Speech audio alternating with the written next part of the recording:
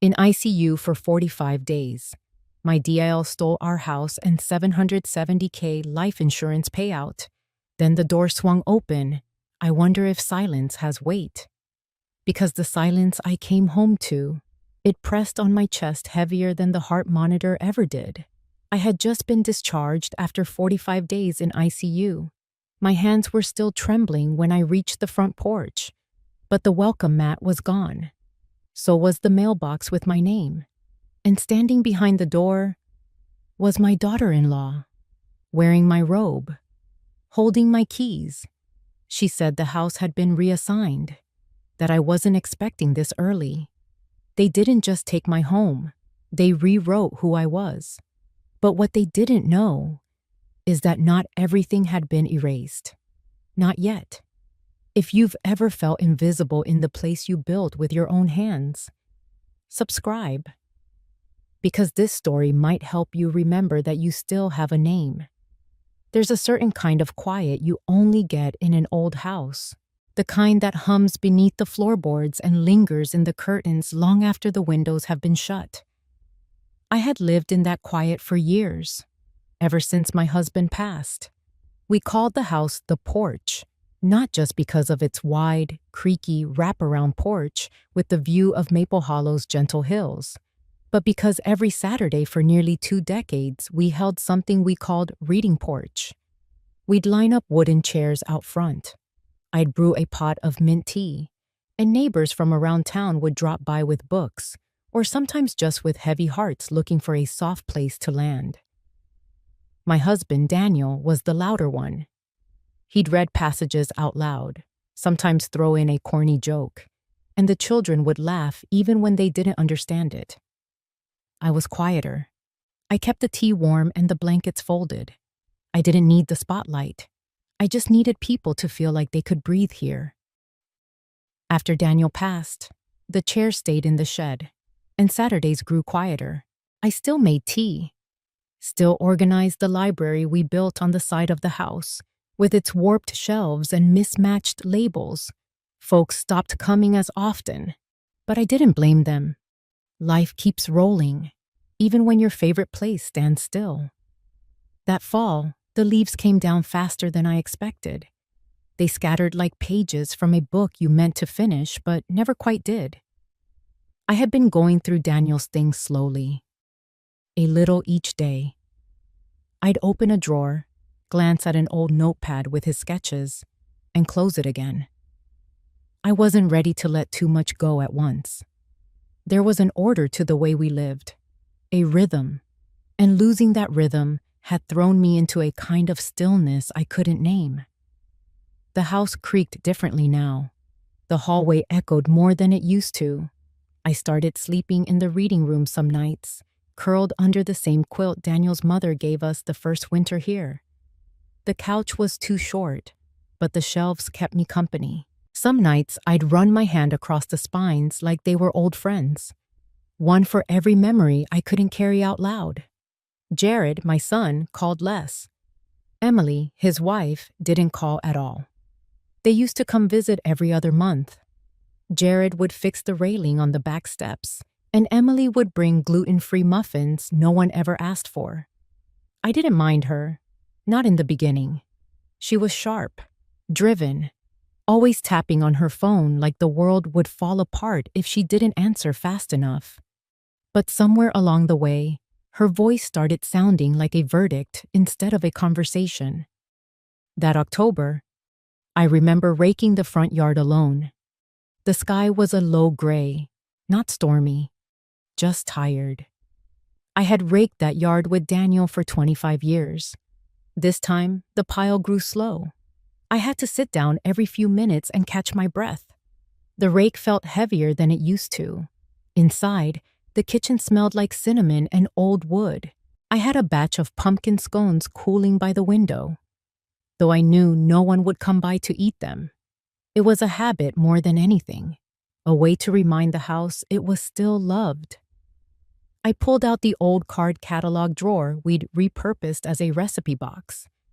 My fingers landed on the one labeled Autumn Scones, written in Daniel's neat script. I read it once, then again, not for the instructions, but for the way he always looped his whys. That night, I lit the lantern on the porch, even though no one was expecting it. The wind picked up a little after dusk. I sat by the front window, the same place I used to watch for Jared's car pulling up the gravel road. But the road stayed empty, just the occasional fox darting across the shadows. I went to bed early. My chest had felt tight all day, but I told myself it was just the cold. Probably needed to get the furnace checked before winter hit full. I took 2 of my blood pressure pills, just in case, and curled under the quilt. The clock ticked louder than usual. Every sound in the house felt like it was waiting for something. At some point in the night, I woke up on the floor. I remember the cold of it more than anything. That and the faint smell of mint tea still lingering in the air. The mug had shattered near the bookshelf. The quilt had slid halfway off the couch, crumpled like a flag lowered too quickly. After that, things turned to fog. They told me later it was a cardiac event, that I had been found by a neighbor doing their morning walk, that I had been in the ICU for 45 days. I didn't remember the hospital room, just flashes, nurses adjusting tubes, a clock ticking with no numbers, a hand once holding mine, or maybe I dreamed it. When I came fully, it was quiet, not the comforting kind of quiet, the kind that waits too long before answering. There was a folded note on the side table. Call Jared when ready. No flowers, no family photo, just that. My hands ached as I sat up. The hospital blanket scratched like regret. Outside the window, the trees had lost their leaves. Fall had passed without me. No one had written it down. No one had saved a page. And in that silence, something shifted. Not in anger, not yet, but in the way I saw the world. And in the way I suspected the world now saw me. Not as someone who had built something worth preserving, but as someone whose name was written in pencil, easier to erase than to remember. I closed my eyes and whispered one thing to myself. I'm still here, and they don't know that yet. Not really. And that might be the first sentence of a story they didn't plan for. The ride home didn't feel like home at all. The nurse who wheeled me out to the waiting car was kind enough. Her name was Lorna, I think. She gave me a little nod as she shut the door and tapped the roof gently. But the driver wasn't Jared. Wasn't anyone I knew. Just a silent man in a black cap who kept his eyes on the road and his hands at 10 and 2. The sky was heavy with clouds, the kind that sit just above the treetops like they're listening in. The highway stretched longer than I remembered. And when we turned onto the gravel road that led to the house, I didn't feel the usual flutter in my chest. Only the dull weight of knowing something had shifted. The mailbox was different. It wasn't rusted blue with my initials anymore. It was sleek, black, and modern. And where it once read L. Whitcomb in Daniel's neat stenciling, it now said Wren Family Retreat. The driver didn't say a word as he helped me out, just set my bag by the door and drove off. I stood there a long moment, my cane digging into the porch wood, my knees stiff from weeks in bed. I reached for the handle. The door opened before I touched it. Emily, hair pulled back tight. Nails are perfect. Wearing my old shawl from the reading room. She didn't look surprised to see me, just annoyed. Like I'd shown up early to a dinner party she hadn't finished setting the table for. You weren't supposed to be discharged until next week. That's what she said. Flat tone. No welcome back. No.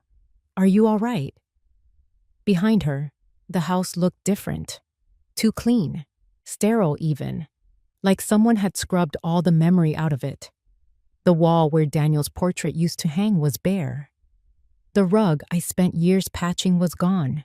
Even the smell had changed. No mint tea, no old wood, just something floral and cold, like a staged hotel lobby. I stepped inside without waiting for permission. The hardwood clicked under my shoes. Every step echoed more than it should have. Emily trailed behind me like a hostess guiding a guest. That's when it hit me. That's exactly how she saw me. A guest. Temporary. Disposable. I asked where Jared was. She said he had a call. Something about investors. Then offered to make me tea, her voice tight like a stretched thread. I declined. My throat already felt like sandpaper. I asked which room I should take. Emily paused. Her smile was polite and painful. We converted your bedroom. It's now the wellness meditation suite. But there's a space cleared in the back storage room. Just until we figure out a better setup. She walked ahead like it was nothing. The storage room. Once Daniel's office, then later the pantry when we extended the kitchen. Now it held 2 plastic bins, a cot, and the faint smell of lemon cleaner. One window nailed shut, one bare bulb overhead, and a folding tray table with a single rolled towel. The bed creaked as I sat down. My suitcase leaned against the wall like it didn't want to stay either. I didn't speak. Neither did she. Emily stood in the doorway a moment, maybe waiting for me to protest. I didn't. She nodded once and left. I stayed in that room for 2 hours before I stood again. My legs were trembling, but I needed to move. Needed to see. I stepped out and moved slowly down the hallway. The paintings were gone. The mirror with the frame Daniel built from barnwood had been replaced with something circular and gold. Stylish, sure. But it's cold, soulless. In the living room, the bookshelves had been emptied, replaced with stacks of branded brochures. Welcome to Wren Family Retreat, a sanctuary for healing, restoration, and intentional living. There was a price list, a map of yoga classes, a curated menu of herbal elixirs, and beneath all that, I saw it. The deed, or rather, a copy of it, framed, on the wall where the portrait used to be. Ownership, Wren Holdings, LLC. I turned slowly, my heart beating harder than it had in weeks. This wasn't just a new look. This wasn't a redesign. They had changed everything, and I slept through it. In the kitchen, I opened the drawer where we used to keep the bills. Empty. The cabinet that held Daniel's papers was locked. The key was gone. I shuffled back toward the hallway, passing the guest ledger on the counter. Names I didn't recognize. A note from someone thanking Emily and Jared for a transformative experience. My name wasn't mentioned. Back in the storage room, I sat on the cot and stared at the wall. My hands were shaking, not from the illness now, but from something deeper, from the weight of knowing I had been erased, not forgotten. That would have been kinder. Erased. I reached into my bag for the notebook, the one I always kept with me. But even that was gone, swapped, somehow, for a spiral notepad with retreat notes and a yoga schedule inside. It had a sticker on the cover. Be still. Breathe. I wanted to laugh, but all that came out was the quiet sound of paper crumpling as I pressed the pad flat against my lap. That night, no one checked on me. No tray of dinner. No soft knock on the door. Just silence. I lay down, eyes wide open, staring at the flickering bulb above. The ceiling crack I used to trace with my eyes while Daniel read to me was gone now. Painted over. Clean. They wanted me invisible. They thought I wouldn't notice. They thought I'd just fade into the wallpaper. But I remembered everything. And in that darkness, I began to catalog the missing pieces. Not in grief. Not even in anger yet, but with the quiet precision of a woman who had spent her life alphabetizing 1,000 spines and could still find what no one else thought to look for, even in the dark, even when no one was watching, especially then. The next morning, I woke before the sun. My body wasn't used to the cot yet, and the walls of the storage room seemed to press in tighter with every breath. I sat up slowly, waiting for the usual morning stiffness to pass. But this was different. Not just the ache in my back or the pressure in my chest. It was quiet. Not the old kind. Not the porch before dawn kind. This was manufactured silence. Controlled. Sterilized. I made my way down the hallway, using the wall for balance. No sign of Jared or Emily. Just a faint hum from the kitchen appliances, and the distant gurgle of one of those plug-in waterfalls she must have bought to make guests feel calm. I stepped carefully, not because I feared waking them, but because the house didn't feel like it belonged to me anymore. Every inch felt rented, repurposed. In the living room, I saw it again. The framed deed on the wall. Wren Holdings, LLC. I stood there longer this time, studying the lettering, looking for the flaw. But there wasn't one. My name was nowhere on it. Daniel's name had been removed entirely. The year of transfer read only 3 weeks prior. During the time I had been sedated, floating in a blur of white walls and tubes, someone had signed my house away. No court hearing, no lawyer's letter, no call. I moved toward the library room. It had been my sanctuary for decades. A sunroom turned into a wall-to-wall maze of shelves, cataloged by memory and touch. I had spent more time with those books than with most people. They had weight, history, thumb-worn corners, and coffee stains that told stories beyond the pages.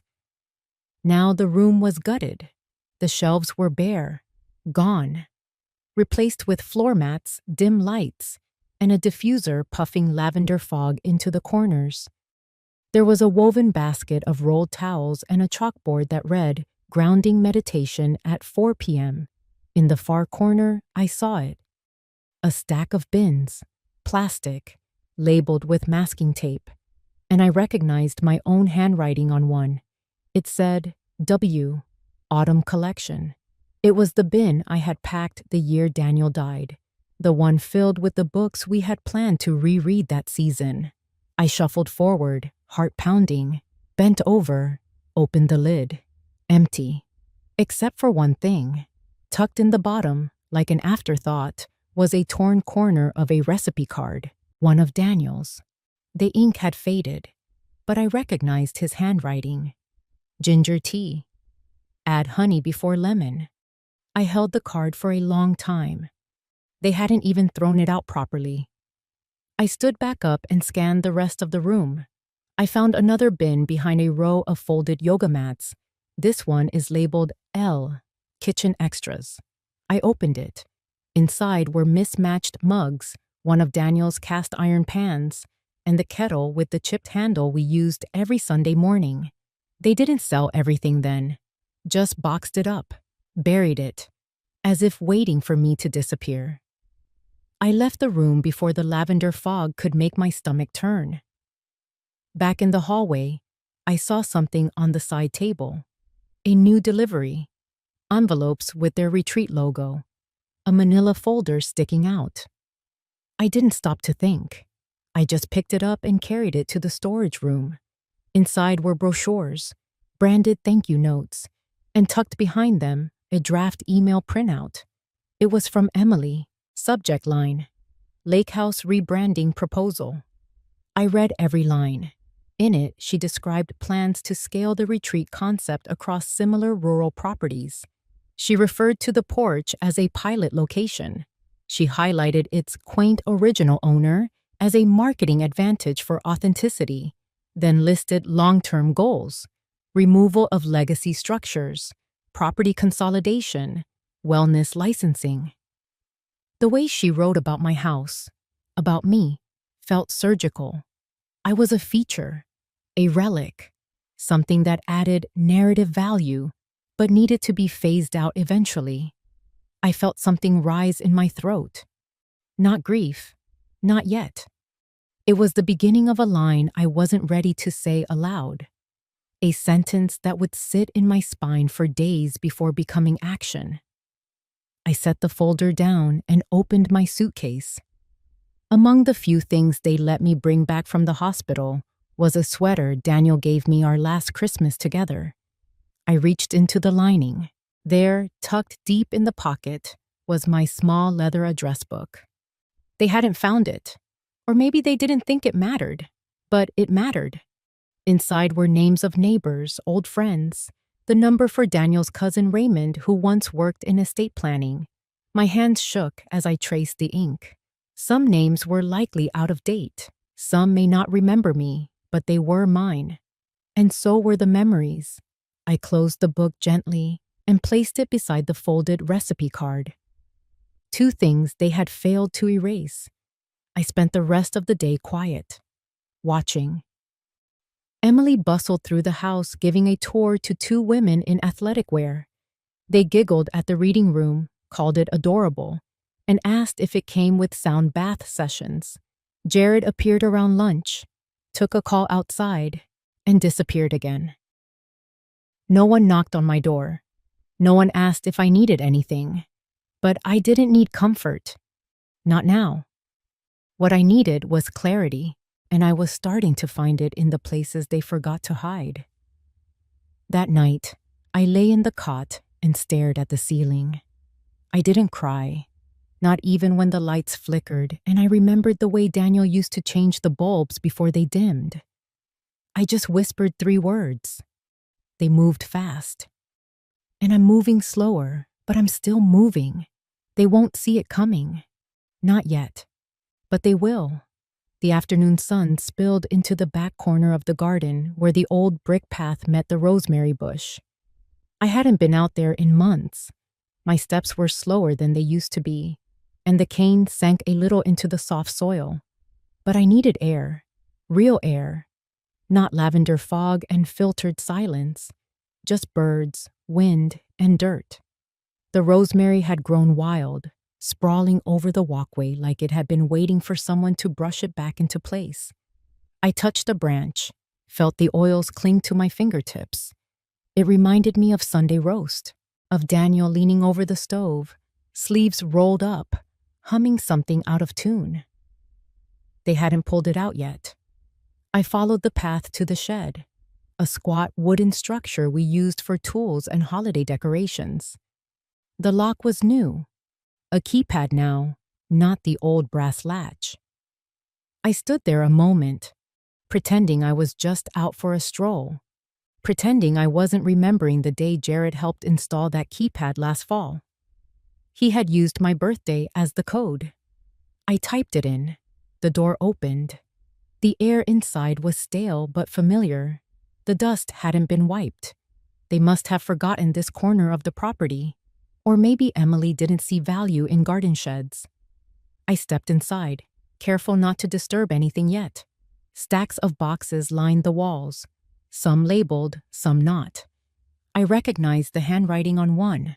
Winter linens. That was mine. And another, old frames. I opened it slowly. Inside were the picture frames that used to line our hallway. Photos from Maine, Oregon, that road trip through Utah, where we ran out of gas and ended up in a tiny diner that served cherry pie so sour Daniel nearly choked. Each frame had been wrapped in newspaper, neatly tucked away, out of sight, out of memory. At the bottom of the box, beneath a broken glass panel, was a sealed envelope, yellowed. No stamp, just a name, written in ink that had bled a little from time. To Lois, my name. I sat on the wooden stool beside the garden tools and opened it with hands that felt too large, too clumsy. Inside was a letter. Daniel's handwriting. It wasn't dated, but I knew it was written near the end. The tone was too still, too final. He wrote about the insurance policy, how he had changed the beneficiary back to me after a brief lapse when Jared convinced him otherwise. He apologized for not telling me sooner, said he had worried it would cause another argument, and he didn't want our last months clouded by more tension. But he had done it. He had filed the forms, updated the documents, and even included a photocopy of the confirmation page. Folded behind the letter, I held it up to the light. There it was. Daniel Whitcomb Policy number 774203B. Primary beneficiary, Lois Whitcomb. Signed, time-stamped. I read it twice, then a third time. I ran my fingers along the crease where the paper had been folded for so long. It was real. And it meant that if the payout had gone to Emily, as the emails in her file suggested, then something had gone very wrong, or very right, depending on who you were. I looked around the shed. Beside the box of frames was another bin labeled Financials. I pulled it closer, opened the lid. Inside were folders, tax returns, old bank statements, mortgage payoffs, all organized in the way Daniel liked. Rubber bands, tabs, and paper clips exactly where they should be. I took out the most recent binder, opened it to the back pocket. Another envelope. This one was addressed to Raymond Keller, Daniel's cousin, the estate lawyer. The envelope was unsealed, and inside was a printed summary of the trust updates Daniel had wanted to file. Notes in the margins. His handwriting again. Outlines of how the house would stay in my name unless a formal transfer was agreed upon by both spouses. He had signed it, but never mailed it. It had a sticky note attached. Lois, talk to Ray if I don't get to this. He's discreet. I stay very still. In less than 20 minutes, the shed had given me more truth than the house had in 3 weeks. I tucked the letter, the insurance form, and the trust summary into my coat pocket, zipped it shut, stood carefully. My knees were trembling, but I wasn't afraid of falling. I was afraid of forgetting, and now I wouldn't.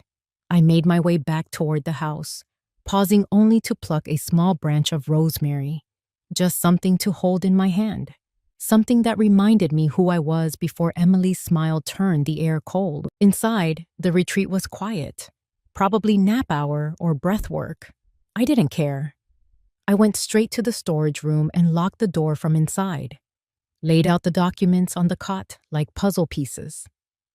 I took photos with the disposable phone I had hidden in the lining of my suitcase. I had slipped it on the day I left the hospital, just in case. And now, just in case.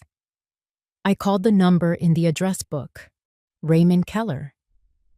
It rang 4 times. Then I went to voicemail. I didn't leave a message. Not yet. I wasn't ready to speak, but I was ready to plan. That night, I opened the window a crack. Let the air in. Let the sound of the crickets dull the silence of the walls. I placed the rosemary branch on the windowsill, a marker for what I still had, what they hadn't taken. Not yet. Not ever.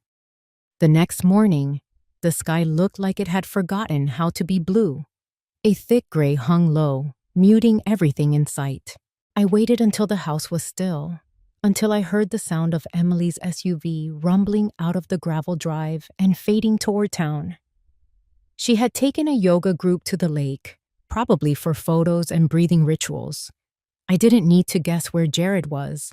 He usually disappeared on these mornings, claiming business calls and errands, though I knew he preferred not to be seen unless it benefited him. I slipped out the back door with a folded scarf, my coat, and the address book tucked deep in the inner pocket. The scarf was mostly for show, draped around my shoulders to make me look like I was just out for a little walk. I took the gravel path past the rosemary and down the slope, far enough that no one would see from the kitchen windows. Then I turned left at the bend and made my way toward the public library. It had been years since I walked that route. The dirt path had narrowed, the roots more exposed, but the rhythm of it came back to me. The creek on my left, the fallen pine where Daniel once carved our initials with his penknife. I passed it without stopping. The town's library sat on the edge of a slope facing the park, a modest brick building with arched windows and a flag that had seen better days. I slipped in the side door near the archives, the same door we used when we volunteered for the historical committee. No one noticed me. I moved slowly, deliberately. An old woman in a coat with a scarf. Nothing remarkable. Inside, the smell hit me first. Paper, glue, dust warmed by morning sun. I walked past the computers and into the back corner where they kept the public records. The shelves hadn't changed. The filing drawers are still labeled in neat black letters. I found the one marked Real Estate Transfers and pulled it open. There it was. Wren Holdings LLC transfer date, March 9th. Prior. Owner, Lois Whitcomb. Executor, Jared Whitcomb, acting agent. Witness, Emily Lake Whitcomb. I stared at it for a long time. My name, lined through like an expired coupon. It didn't mention Daniel's name. No co-signature. Just mine, printed in a way that didn't feel like mine. There was no way I had signed anything on March 9th. I was in a hospital bed, unconscious, with a tube in my throat. I copied the page with the small library copier in the corner. It made a wheezing noise, like it hadn't been used in months. The paper that slid out was warm, the ink slightly smudged on the bottom. I folded it and placed it into my coat pocket with the others. I asked the clerk if Raymond Keller had come in recently. She looked up from her desk, blinked a few times, and said she wasn't sure. I didn't push it, just thanked her and made my way to the small reading nook by the east window. It had always been quiet there, hidden by high shelves and a broken radiator. I sat and took out my phone. I dialed Raymond again. This time, he picked up. There was a moment of silence after I said my name, a pause that told me he hadn't forgotten me, even after all these years. He asked where I was, and I told him. He arrived 20 minutes later, still wearing his courthouse badge and carrying a brown leather briefcase like he had since the 90s. He looked older, a little hunched, but sharp. His eyes scanned my face. Then the envelope I held out to him. I handed him everything. The letter from Daniel, the insurance form, the trust notes, and the copied page from the real estate transfer. He read them without speaking. Then he looked at me. His voice was quiet, careful. He said he remembered Daniel calling him the year before he passed. They had spoken about changes to the trust, about protecting the house, but Daniel had never followed up with signed documents. I asked if what Emily and Jared did was legal. He didn't answer right away. He took a long breath and said, "In most cases, power of attorney doesn't survive the death of the person who granted it. If Daniel had granted Jared any such authority before passing, it should have expired the moment he died. And as for the house transfer, if the signature was forged or taken under duress, it wouldn't hold in court." He said we would need to prove 3 things. 1, that I was incapacitated at the time of the signature. 2, that the documents were processed without proper consent. 3, that I had evidence Daniel intended otherwise. I had all 3. Raymond asked if I was ready to move forward. I said not yet. He didn't question me. Instead, he placed the documents into a folder, labeled it with his initials, and promised to begin quiet checks on the transfer filings. He would speak to a notary specialist and pull hospital records to confirm my ICU timeline. He told me he wouldn't file anything official until I said so. Then he stood, touched my shoulder lightly, and said I still looked like the strongest woman he knew. I waited until he left before getting up. Outside, the sky had cleared slightly, just enough light to throw shadows on the sidewalk. I walked slowly back toward the house, not because I was tired, but because I was thinking. Not about revenge, not even about justice, but about return, how a person can return to herself, not all at once, not in flames, but quietly, one signature at a time, one visit at a time, one truth at a time. The rhythm of retreat life returned quickly after that morning at the library. Smooth voices drifted through the walls, spa music, the faint clang of crystal bowls, and the occasional burst of laughter from strangers who thought they were guests. I stayed invisible. That has become my strength. I moved like smoke, quiet, patient, watching. Emily floated through the house like a practiced hostess, hair pulled back, sleeves rolled to just the right length, always holding a mug of something warm and herbal. Jared stayed mostly behind the scenes. His voice rose occasionally from the office down the hall, deep and clipped, laced with tension when he didn't know I was listening. But I was always listening now. Every morning, I swept the back path with a small broom. It was a task I'd claimed as mine to stay active, but really, it gave me cover.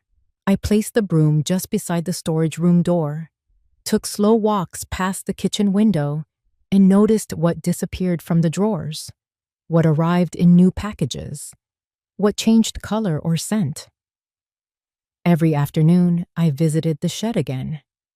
Not to rummage, but to document.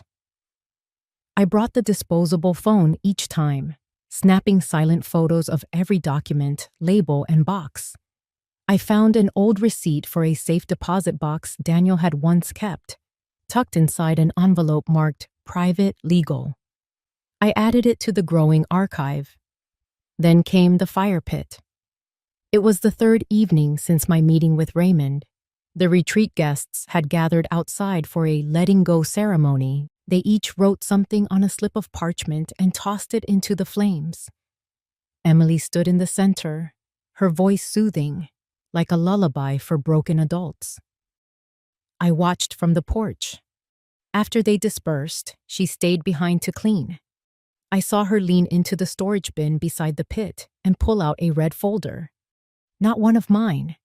New, slim. She held it carefully, glanced around, and slid it into the base of the fire pit beneath a half-burned log. She lit the edge and stepped away. But the flames caught slow. Paper curled, but didn't vanish. She went inside. I waited 10 minutes. Then I moved. The coals were warm, but the flames had died. I used the metal poker to pull what was left. The folder was scorched, but not gone. Most of the contents had turned black and curled, but the last few pages had only browned at the edges. I pulled them free and smothered the heat with a damp towel from the nearby basket. Back in the storage room, I spread them on the cot. It was a list, a spreadsheet. Guest names, payment logs, donor tiers, and beside some of the entries, little notes. One read, "Push to Legacy Retreat Package." Another said, "VIP Grief Narrative. Offer porch access." But one line chilled me. "LL recovery is slow. File insurance withdrawal under the Wellness Fund." LL. That was me. They had turned the insurance payout into a business expense, buried it in a program called the Healing Legacy Fund. Jared's name was listed as administrator. I stared at it until the words blurred. Then I took a photo. That night, I called Raymond again. His voice was firmer now. He had spoken to someone at the notary office and confirmed that my signature on the property transfer had been submitted by scan. No physical verification. No witness from the facility where I'd been staying. He was filing a request to freeze any future transactions involving the house. I asked if Emily and Jared would find out. He said not right away. I thanked him and hung up. The next morning, I began my new routine. Every day at 10, I sat in the breakfast room with my old planner and a pen. I circled dates, rewrote numbers, and created lists. Emily noticed once and smiled politely, said something about how organized older women always are. I nodded. Inside, I added her smile to the list of things I would never forget. By noon, I'd walk to the edge of the property, where the mailbox still stood beside the road. I began sending small envelopes to Raymond, copies, notes, details, all in my handwriting. No return address, just the initials LW. By evening, I'd sort what I learned that day, like the overheard phone call Jared had with someone about clearing the title for expansion. Or the new guest who whispered to another that the woman in the storage room gave her chills. That night, I slept with the red folder beneath the cot, like a child with a secret. But I was no child. I was a woman reclaiming her name, piece by piece, without shouting, without drama, just facts, just evidence, and soon that would be enough. The invitation was printed on ivory cardstock with gold foil at the edges and looping calligraphy that read, Legacy Gala, a celebration of healing and renewal. Emily placed one on every pillow in the guest rooms, on the kitchen counter, even beside my folded blanket in the storage room. She said it out loud that morning, like a hostess on a cruise ship. The event would be held on the back lawn, under rented lights and chandeliers, with live music and a catered dinner. They were expecting donors, influencers, and a few city council members. Jared had managed to get the local paper to cover it. They wanted to present the retreat as a model of sustainable wellness. They wanted applause, praise, photographs. But I had something else in mind. That week, the house became a flurry of movement. Tables arrived. Florists came to measure spaces. A rental truck delivered white chairs, linen drapes, and bamboo lanterns. Emily had a clipboard again. Jared paced the hallway more than usual. I heard him muttering into his phone about permits, about projections, about capitalization of future assets. I moved like always, unseen, steady. My job was to fold napkins. Emily gave me that task like she was doing me a kindness. I sat at the breakfast nook and folded until my fingers ached, until I had memorized the names of every guest printed on the seating chart left unattended on the kitchen table. That night, I called Raymond again. His voice was different now. Confidence. He told me the investigation was progressing quietly. The transfer of property had been flagged for review. The life insurance claim had been traced to a corporate account under Wren Holdings. Most important, he had filed a motion with the court to temporarily freeze all assets connected to that account. He reminded me not to say a word. I didn't. I just folded another napkin. On the day of the event, the sky bloomed clear and full. Not a single cloud. The lawn sparkled with glassware and floral arches. Women in long dresses moved among tables, sipping rosé. Men in blazers loosened their collars under the sun. Jared wore a navy suit. Emily wore a soft green gown that shimmered as she walked. She passed me once and said I looked presentable. I smiled. I wore a navy blouse with black slacks. I pinned my hair back. Simple, neutral, like a shadow. When the music started, Emily took the stage. She thanked the guests, spoke of healing, of transformation, of resilience. She told the story of how the house had come to them after a family loss, how they had chosen to build something from grief, something beautiful. Her voice cracked on cue. There was a small round of applause. Then Jared spoke. He didn't mention me, not once. He mentioned their investors, their mission, their future plans. He announced a new expansion wing for long-term wellness residents. The crowd clapped louder for that. I stood behind the trellis near the dessert table. I didn't need to be seen, because I had already been heard. 3 days ago, I mailed a sealed packet to the journalist from the local paper who would attend the event. Inside, a notarized letter from Raymond, evidence of the property transfer during my ICU stay, documentation of the life insurance policy Daniel had set aside, the spreadsheet from the red folder, and a letter from me. It was brief. It explained what the house had meant to me, what it still meant. That evening, I saw the journalist standing by the bar. She held the envelope in her bag. She watched Jared like someone watching a man hold stolen silver. I turned away and walked toward the lake. From the edge of the dock, the lights from the lawn glittered on the water. The laughter behind me sounded distant, hollow, like a performance winding down. I stayed there for a long while. When I returned to the house, I found something on my cot. An envelope. Inside was a brochure mock-up. The new expansion.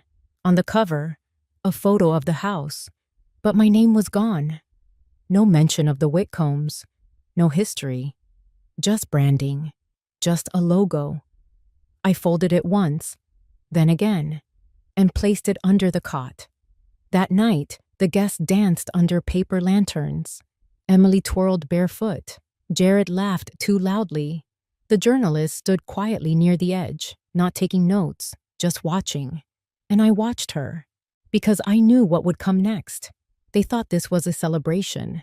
They didn't know it was a countdown.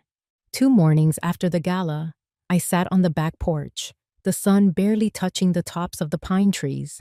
There was a chill in the air that hadn't been there the week before. It felt like something had shifted. Quietly. Permanently. Emily had started the day in a rush. I heard her on the phone before the coffee finished brewing. Her voice, sharp and confused, echoed down the hallway. Something about a bank delay. A missing approval. Then Jared's voice followed, low and tense, the way it used to get when he didn't want me to hear his fear. But I wasn't behind the door anymore. I was right there in the walls. I was the silence between their words. Later that morning, a letter arrived. It was addressed to Wren Holdings, LLC. Jared opened it at the kitchen counter, his back to me. I saw the lines stiffen in his neck. He read it 3 times before tossing it into the sink. No one spoke. By lunch, 2 more envelopes came. And then the phone calls started. Emily walked up and down the back porch, whispering to someone she called Maggie from accounts. Her pace was fast, her hand gripping the railing so tightly her knuckles turned white. She didn't say my name, but every time she passed by the window where I sat pretending to sew a button, her eyes flicked toward me. That afternoon, the first car arrived. It wasn't loud. It was a gray sedan, clean and quiet. A woman in a black blazer stepped out. She carried a leather folder and moved with the slow confidence of someone who didn't need to explain herself. I watched from the side of the porch as she approached the front door. Emily answered. The door didn't stay open long, but long enough for me to hear 2 words. Court order. Jared appeared minutes later, shirt untucked, mouth tight. The 3 of them spoke in hushed tones just beyond the doorframe. I couldn't make out everything, but I heard the word freeze. I heard pending investigation. I heard full audit. Then I heard silence. They didn't come looking for me, but they didn't need to. By the next morning, half the scheduled guests had canceled their upcoming retreats. One of the donors requested a full refund. The staff, young people from town hired for part-time work, started asking quiet questions. What was happening? Why payroll hadn't cleared? I kept my head down, but I listened harder than ever. That night, Jared paced the hallway again. I heard him in the office, clicking through emails. Emily slammed a door upstairs. Then it went quiet. Just past midnight, I walked out onto the back porch. The moon was high, silver on the lake. The house behind me was breathing in sharp, shallow gasps. I stood there for a long time. Then I turned and looked at the house. This house, my house. They had filled it with new paint, new furniture, new names on guest forms, but they couldn't erase what was buried in its walls. They couldn't strip out the sound of Daniel's voice in the kitchen, or the way my mother's quilt used to hang on the stairwell. They could never clean out the way the front door still groaned after rain. This place wasn't theirs, and soon they would know it. In the morning, I was sipping tea at the table when Emily came down the stairs. She didn't smile. Her eyes were dark and puffy.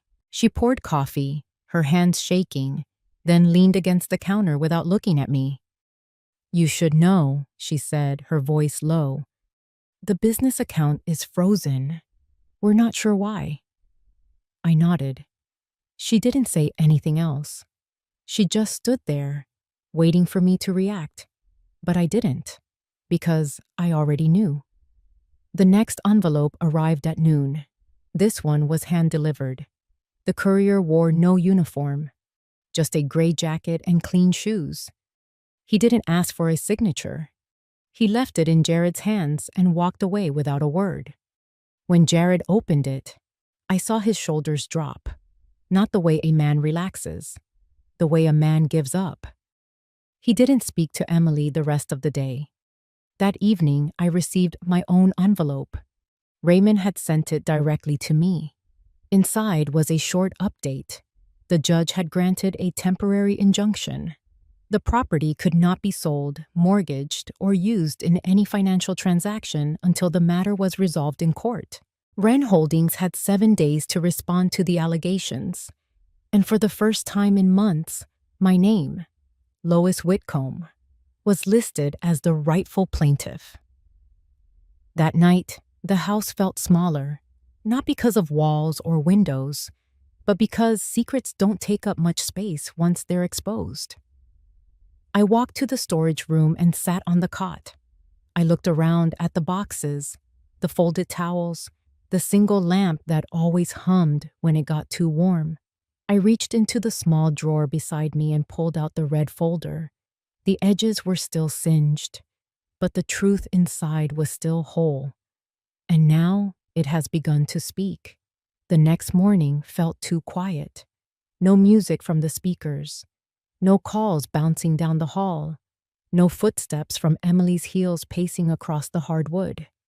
Just the hum of the refrigerator and the birds outside, steady and distant. I sat at the kitchen table with a warm mug between my hands. Not coffee, just ginger tea. Simple, soothing. I hadn't touched coffee since Daniel passed. Somehow the smell no longer comforted me. Across from me, the empty chair Jared once filled as a boy looked heavier than usual.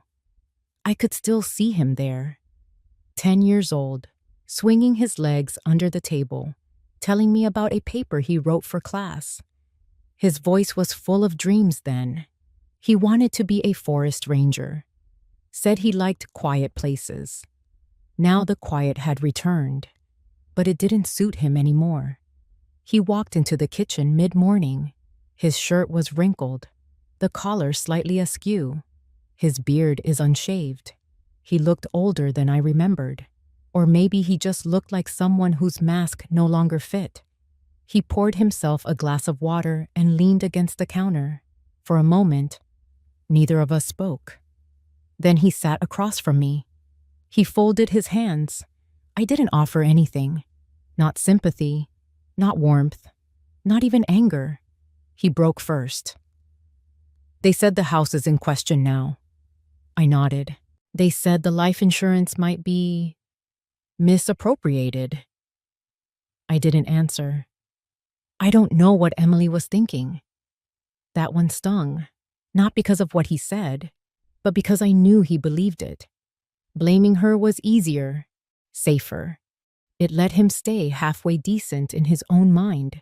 I could see the flicker of guilt, yes, but buried beneath layers of practiced detachment. I just wanted to build something people would respect. He was still trying to frame it as vision, as an effort, not theft. I thought you'd be proud, he added. That broke something in me, not because I wasn't proud, but because I finally realized he truly didn't understand what pride looked like. He thought it came with applause, articles, gala lights, not quiet dignity, not sleeping on a cot and watching your mother fold napkins for a business built on her own erased life. I set down my mug. You made your choices, I said. And now the truth is making its way back. He looked down at the table, tracing a groove in the wood with his thumb. The same groove Daniel once carved by accident when assembling a school project with Jared. She said we had no choice. The insurance payout would take too long to process in your name. She said we'd make it right once the center took off. That part didn't surprise me. Emily was always strategic. She had a way of tying ethics into knots until they looked like noble plans. "But you signed the papers," I said. He nodded, slowly. "I was in the hospital. I couldn't speak for myself. You took advantage of that." His eyes lifted toward mine. "You're still my mother." That was true, and still is, but it doesn't change what's been done. There was a long pause. "I'm not going to fight you," he said. I tilted my head slightly. "I know the money's frozen. I know the center's reputation is ruined. I know it won't survive this."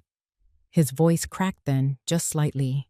A boy again, trying to explain a broken vase before I saw the pieces. "I came here today to give you the documents," he said, reaching into a folder on the chair beside him. He slid the papers across the table. "Transfer of title." His signature was already scrawled in black ink. "You'll need to file this officially," he said. "Raymond can help." I didn't reach for it yet, because I needed to say something first. "Jared, I raised you with everything I had. Not money, but memory, story, patience. And you took all of that and used it to rewrite me." His mouth parted like he might interrupt, but he didn't. "You didn't just erase me from a deed. You erased me from the story of this place. And worse, you replaced me with a version of yourself that never had to apologize." He looked down again. "I'm not angry," I said, surprising even myself. "Anger is for people who want something back. I don't. I have everything I need now." The truth had returned. On paper, in silence, in the way he couldn't look me in the eye anymore. I stood slowly and picked up the folder. Then I left the kitchen and walked toward the front door. Before I opened it, I turned to him once more. "I hope someday you find something you can build without stealing someone else's foundation." Then I stepped outside. The morning was cold, clear. Raymond was waiting in his car across the drive. He stepped out as I approached, opening the passenger door with a small nod. I didn't speak. I just sat down, folder in hand, and closed the door gently. Behind me, the house stood still, not in mourning, but in quiet reclaim. The morning after I filed the documents, I woke up before the sun touched the windows. The air had the quiet weight of a chapter closing. I walked slowly through the hallway, the walls no longer pressing in. The silence in the house felt different now, not like a warning, more like a breath. I brewed my tea and sat at the same table where Jared had handed me the deed just a day before. The folded papers were now at Raymond's office, stamped and filed. There was no need to hold on to them. What they represented had already been restored. The lake outside shimmered, calm and still. I opened the back door, stepped out into the fresh morning light, and stood barefoot on the wooden porch. My feet touched the grain of the boards Daniel had laid himself so many years ago. I closed my eyes and let the quiet hold me. By late morning, I was arranging the bookshelf in the small sitting room. A part of me had always loved this room. The sunlight hit just right around noon. It was a place of thinking, remembering, not explaining. That was when the doorbell rang. Not a knock. A doorbell. The sound felt out of place now, too crisp, too formal. I didn't move for a long moment. When I opened the front door, I saw Jared standing there. Behind him, Emily sat in the car, staring straight ahead. Her face was drawn, her eyes hidden behind large sunglasses, even though the sky was overcast. Jared shifted his weight from foot to foot. His hands were in his pockets. His mouth opened, then closed again. "I didn't come to argue," he finally said. I didn't reply. I only opened the screen door slightly, just enough to show I was listening, but not enough to invite him in. "We sold the car," he said. "Put the house on the market. The staff is all gone." The board stepped down. He looked past me into the hallway. I thought maybe we could talk. His voice sounded tired, not broken, just tired in the way people get when they no longer have excuses left to carry. I've said everything I needed to, I said quietly. He nodded. Still, he said, I thought maybe... His voice trailed off. You thought maybe I'd let you back in, I said. He didn't answer. A squirrel darted across the yard, chasing its shadow on the gravel path. I stepped outside, letting the door fall shut behind me. Jared stepped back slightly, surprised. I'm not angry anymore, I said. He looked at me, unsure what that meant. But I am clear. He waited. I spent too many years making myself small so others could feel big in my presence. Too many years forgiving before apologies ever came. He dropped his gaze. I lived in this house as a mother, a wife, a caretaker. I kept the lights on, the laundry folded, the stories remembered. My voice didn't rise. It didn't need to. You lived here as a guest. Then you decided it was yours. I was wrong, he said quickly. Yes, I said. But more than that, you were cruel. You made me disappear. His shoulders slumped. Not again, I said. Not in this house. He nodded slowly. I didn't know how far things had gone until it was too late. No, I said. You knew. You just chose comfort over courage. Silence stretched between us. Then he reached into his coat and pulled out a small framed photo. It was of Daniel, younger, laughing, standing next to the canoe. He'd have hated all of this, Jared said. Yes, I replied. But he'd have loved who I became because of it. I didn't take the photo. I let him hold it. Because he needed to. He glanced back at the car where Emily sat unmoving. I don't think she'll speak to you, he said. I'm not waiting on her, I said. He looked at me again, as if hoping for a sliver of what once was. But I wasn't standing in the past anymore. I walked to the edge of the porch. You should go, I said. He turned, paused, then walked back toward the car. I didn't watch them drive off. I turned toward the woods, the pine trees stretching tall and proud in the distance. Later that afternoon, I pulled the old guest book out from the drawer. I flipped past the names: tourists, visitors, donors, fake smiles, and flowery handwriting. Then I reached the last page and wrote something new. Welcome home, Lois. No signature, just the truth. This time, no one else would speak over it.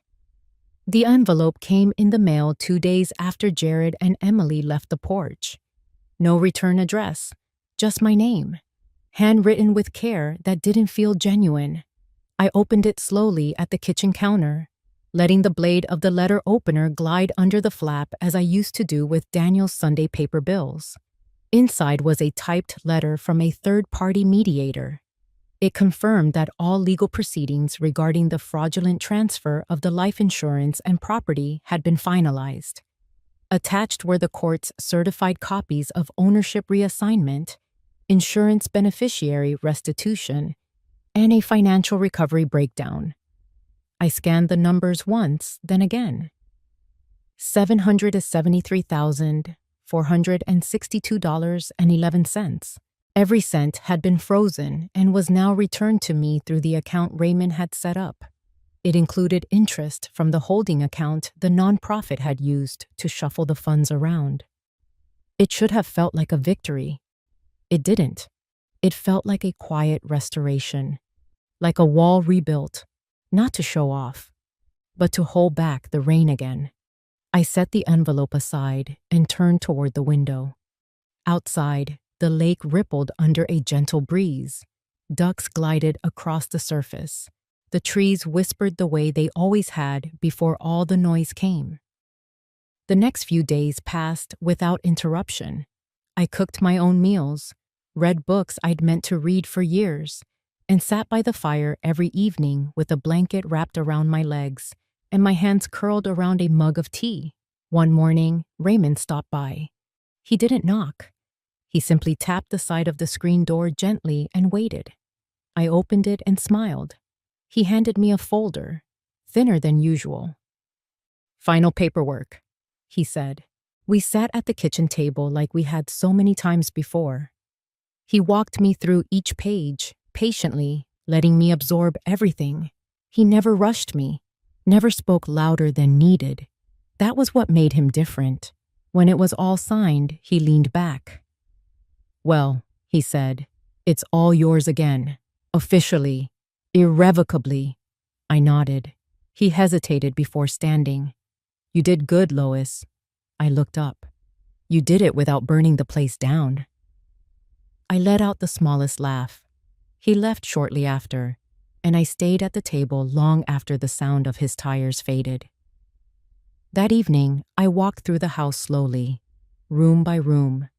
The upstairs bedroom still smelled faintly of lavender and old wood. The bathroom tiles had been regrouted, but the mirror was the same. I paused in front of it. For the first time in years, I didn't look tired. I looked whole. I walked into the studio, the one they had turned into an office with acrylic chairs and a faux marble desk. I had already cleared it out, returned it to what it once was. A simple room with wide windows facing the lake, a small writing desk, a rocking chair, and shelves filled with the journals I had once hidden in boxes. I sat at the desk and opened a fresh notebook. I wrote the date in the top corner. And then, for the first time since Daniel passed, I began writing again. Not letters, not legal statements, just thoughts. The kind that makes no noise but needs somewhere to land. Later that week, I took a walk through town. The whispers were still there, of course. People loved to talk, especially when money and scandal had been involved. But I no longer felt the weight of their words. At the diner, Marie poured my coffee and didn't ask about anything. She just refilled my cup before it was empty, like always. It was enough. I returned home in the early evening, the sky blushing orange over the horizon. I stood outside for a long moment before stepping in. The house greeted me like a place never meant to be left behind. Inside, I placed a small photograph on the mantel. One of me and Daniel, younger, standing beside the canoe with mud on our boots. We were laughing, not posing, no plaques, no press, just a quiet life built with tired hands and honest days. The money was back. The house was mine.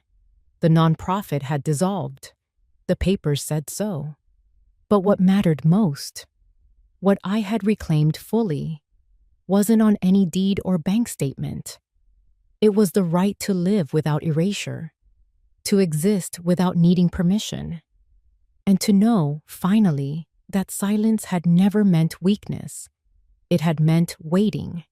And now the wait is over. I took the canoe out on a Thursday morning. The sky was the kind of blue that didn't need to be noticed. It just was. I wore Daniel's old flannel jacket, the one I had almost thrown away twice but never could. The lake was still. No wind, no voices, only the steady rhythm of the oar cutting through the water. I didn't go far. Just enough to let the house grow smaller behind me. Just enough to remember that, for so long, I'd felt like a guest in my own life. Now I sat at the center of it. I closed my eyes and let the boat drift. No destination, no demands, only presence. I thought of all the times I had swallowed words to keep the peace, of the rooms I had left quietly when my name was used carelessly, of the meals I had cooked for people who never said thank you, of the years I spent thinking my silence was love. But silence is only love if it's chosen freely. Mine had been expected, assumed, taken. Not anymore. When I returned to shore, I sat on the dock for a long while. My feet dangled above the water like they did when I was a girl. I didn't think about Jared, or Emily, or the nonprofit, or the stolen money now returned. I thought about my mother's hands and the way she used to braid my hair before church. I thought about how Daniel always kissed the back of my neck, never the front. I thought about how the birds still came, even after the trees were cut down. Later that day, I walked into town and bought a small gold plaque. Nothing fancy, just a thin strip of brass and a few engraved words. I nailed it gently to the mailbox post by the lake entrance. It read, Lois Kendrick, resident, still standing. That night, I lit the fireplace. I sat beside it with my tea. I wrote one more line in my journal. I didn't need to win. I just needed not to disappear. And I hadn't. I was still here. I used to think silence was the price of love, that being quiet meant being kind, that if I just stayed steady, just kept giving, eventually, someone would see. But the truth is, they don't always see. Sometimes, they forget who held the door open. Sometimes, they take the whole house and say it was never yours. 12 chapters ago, I was lying in a hospital bed, hooked to machines, my name signed off on papers I never touched. My voice erased everything I once called mine.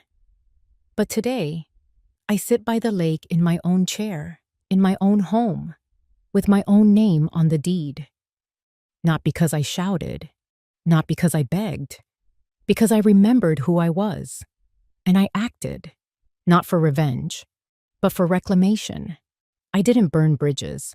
I didn't curse their names. I didn't turn bitter.